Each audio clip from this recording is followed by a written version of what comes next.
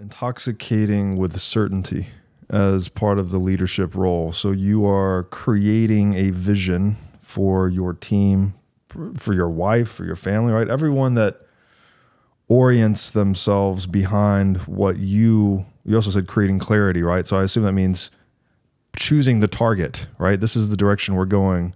Get behind me. Let's go.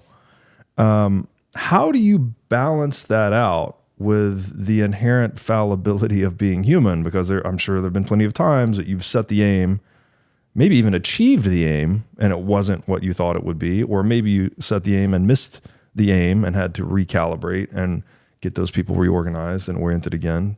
How do you then, because you have to intoxicate people with certainty, but you're existing in a highly uncertain environment where you're inevitably going to miss, probably more often than not. How do you then balance this intoxication with certainty that comes with natural masculine alpha leadership with this humility in an uncertain world? Yeah, this is the question. Mm-hmm. So there's a formula. And what you're going to do, one, be careful what you build your brand, for lack of a better word. Even as a leader, you're going to have a brand with your team. And so be careful what you build your brand around. So whenever I bring somebody onto the team, I say, I'm going to be very honest with you. I'm not great at anything that the company does. My job is to create the soil in which incredibly talented people can thrive. Mm-hmm. I'm always going to know where we're going, and I'm always going to know the path that we're going to get there. Mm-hmm. And I'm going to tell you, dear person considering coming on this team, a little secret. And that secret is that I'm not smart enough to get us there alone. Mm. And if I were smart enough to get us there alone, then maybe I could be Steve Jobs and I could be a dick and burn people out. But we get such incredible results that it doesn't matter. And, I'm a once in a generation kind of person. Mm-hmm. Unfortunately, that is not my skill set, but I am extremely good at learning from mistakes. Mm. And so you are plugging into an organization that runs something called the physics of progress. And I'll walk them through what the physics of progress are. And if you want to talk about it later, we can. But suffice it to say that I show them how we're going to leverage always taking action, knowing that we're going to make mistakes, learning from those mistakes and moving forward. And the thing that you can count on me to do is I won't break, I won't slow down. I will always be able to get you past a roadblock. And most importantly, because I know I'm not smart enough to get there by myself, you actually will matter in this company. And I need you to bring the full weight of your talent and intelligence. Now, if you ever look at me and I say, I don't know what we're doing, then you can turn and run screaming in the other direction. But that'll never happen. That's my superpower. I know where we're going and I know how to get there.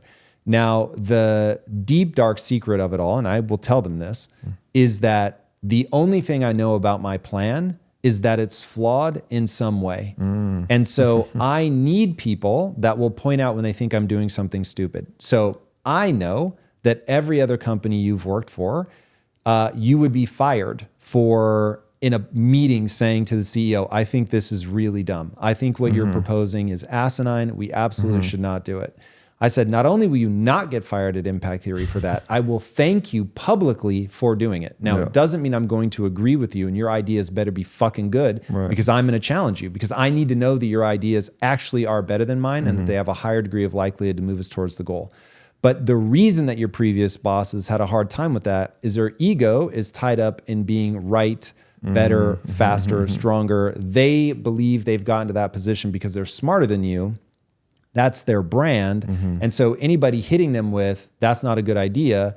Now they have to defend their entire brand. They have to shut you down. You become a danger. You challenge their authority. You have to get out. I'm a raging egomaniac. This really is true, by the way. However, I've been extremely thoughtful about what I build my self-esteem around. And so I build my self-esteem around identifying the right answer.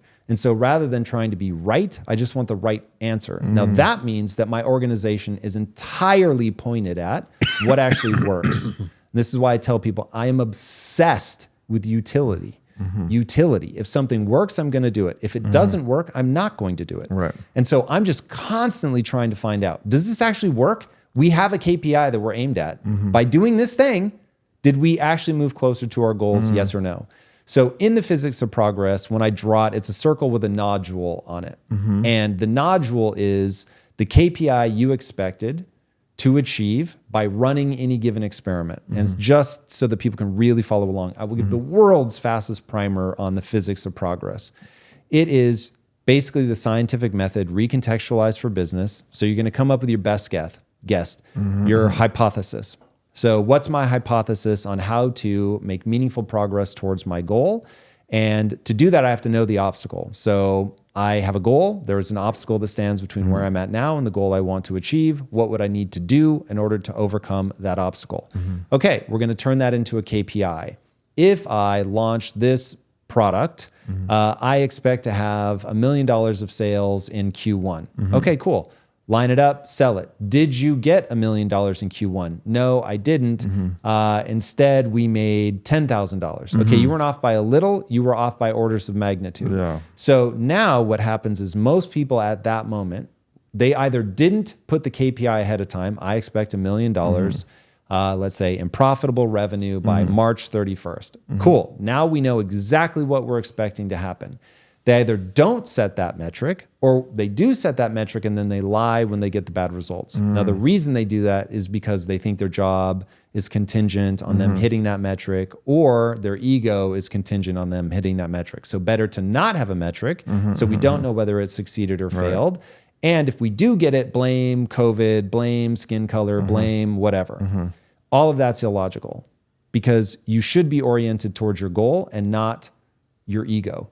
And so in that moment, I actually will go, oh, cool, I've done something wrong. I did not get the outcome that I wanted. But when I say I did something wrong, I feel better about myself, not worse. Because my ego is predicated on staring nakedly at my inadequacies because I'm just looking for the right answer. That's learning, right? And so, exactly. So when you put somebody in that organization, at first, they're super hesitant to tell you when they think you're doing something wrong because they're still convinced they're going to get fired because they've had so many years of that.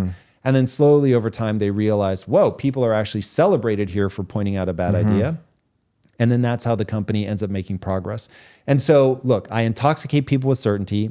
I know that some part of my plan is flawed, but I don't talk about that endlessly. I just say, we're going to do this and it's going to work. Go, go, go.